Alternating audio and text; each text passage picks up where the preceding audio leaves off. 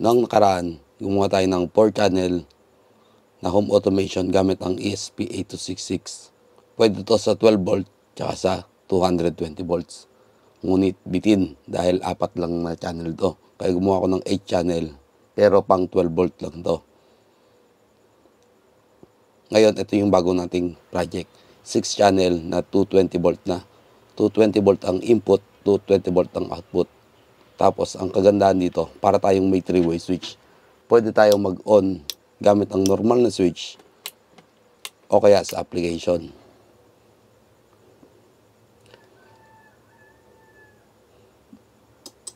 Ginumitan ko rin to ng pinagbabawal na technique.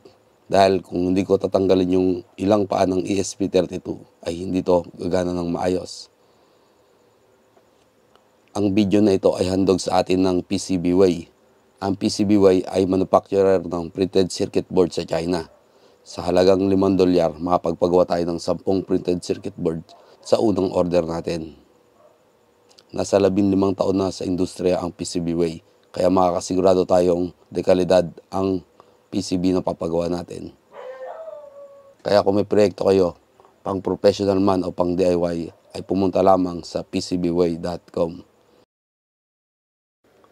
Sinimulan ko to sa pagpili ng mga gagamitin kong GPIO pin para sa input at output. So, 6 na input, 6 na output.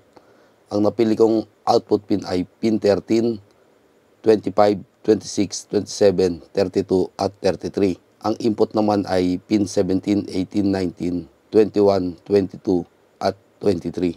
Gamit ang guide ng Random Nerd Tutorials para to sa mga pin limitation. Hindi tayo magkaroon ng komplikasyon. Para sa PCB design naman, minodify ko lang yung ESP32 na schematic ko o nagawa ko ng nakaraang project na 8 channel. Ginawa ko lang 6 channel at dagdagan ko ng 220 volt mini power supply. HLK 5MO5, ito ay mini power supply. 220 volt ang input, 5 volt ang output. Sa design naman ng board o sa pagsasalansan ng mga pyesa sa board, dito ako palagi nahihirapan sa design. Dito pumasok yung naisip ko na special technique. Dahil sa sikip nito, yung ibang copper trace, nahihirapan ako i-trace o patawirin lalo na itong mga katabi ng ESP32.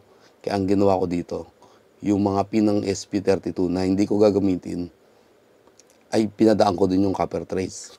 Makikita natin yun sa schematic kapres ito. Nilagyan ko siya ng IO12.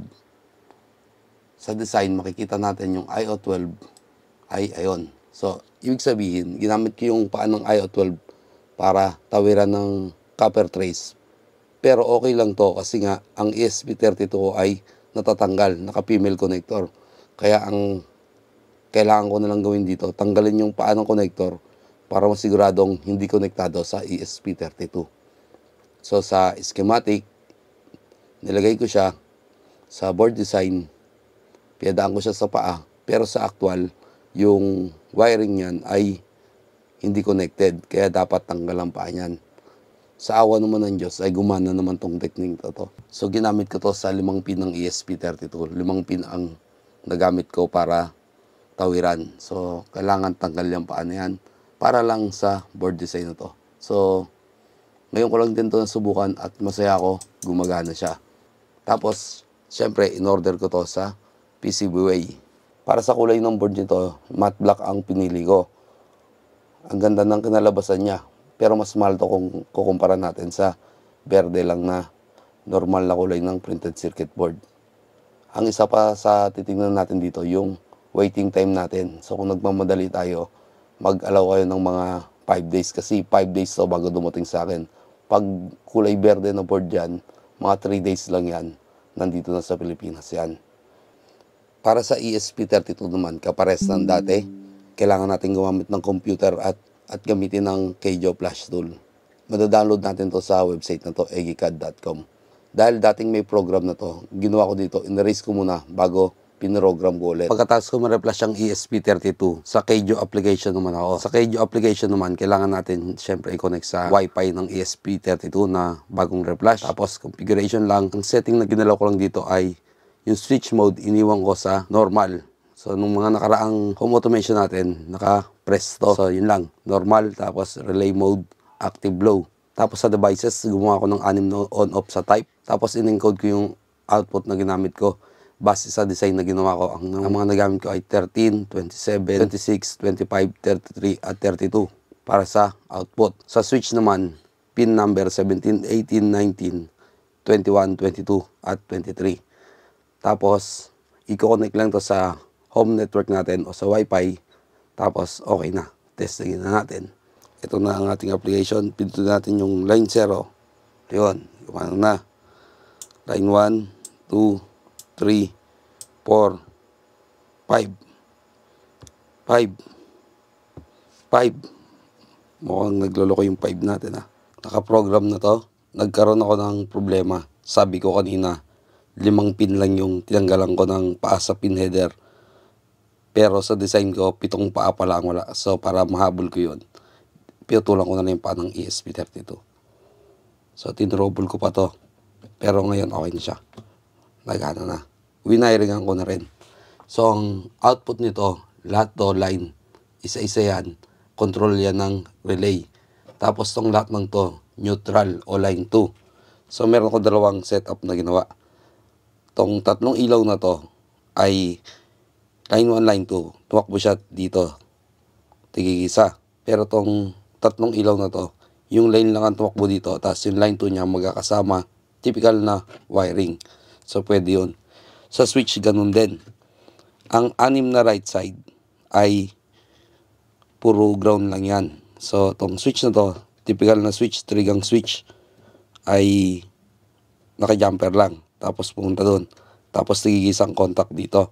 Ito ay 5 volt lang. Kaya yung pin header na yung magkakadikit lang. Ito magaibang linya, 220 volt o 110, 110, 220 volt 0. Kaya meron siyang awang. So ang supply ko ay nasa gitna. 220 volt yun. Tapos tong isang switch na 3-gang ko, ganun din. Tigagalawa, tigigisa dito. Isa dito, isa dito. So, kapares nun sa taas, sa output. Yung 6 na lera, shorted lang. Ganun din dito. Shorted lang din tong 6 na tong nasa right side. Dahil ground lang siya. Okay?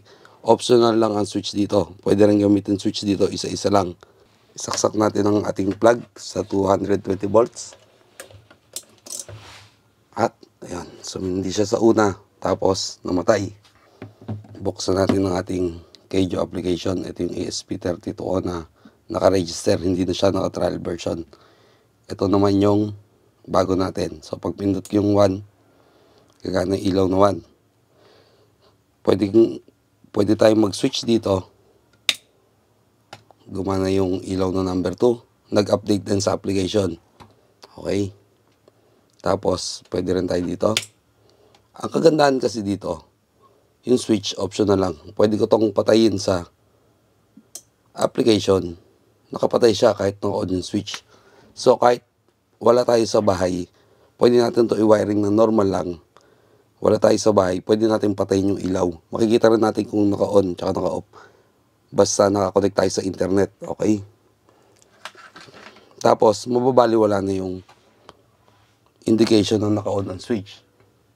Mas magandang gamitin dito yung 3-way switch, yung walang indication na naka-on siya. Pero mas mahal to.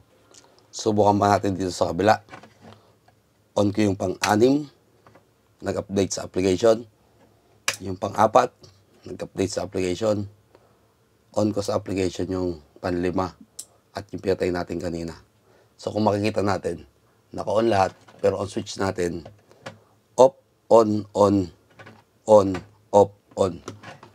So, nababaligtad, okay? Ang problema lang sa design na to, ang typical wiring, hindi siya basta applicable sa typical wiring sa bahay. So, kailangan mauna yung design kapares ng gagawin ko dito. Saktong-sakto, magpapagawa pa lang kami ng kwarto sa second floor, kaya pwede kong i-adapt to. Pero kung existing na, medyo mahirap na to habulin sa wiring.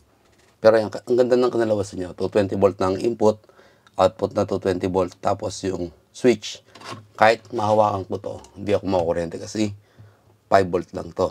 Pwede nyo tong gayahin kapares ng sinabi ko dun sa video ko sa ESP8266 natin na home automation, bili lang kayo ng ESP32, tsaka 6-channel relay, meron yan.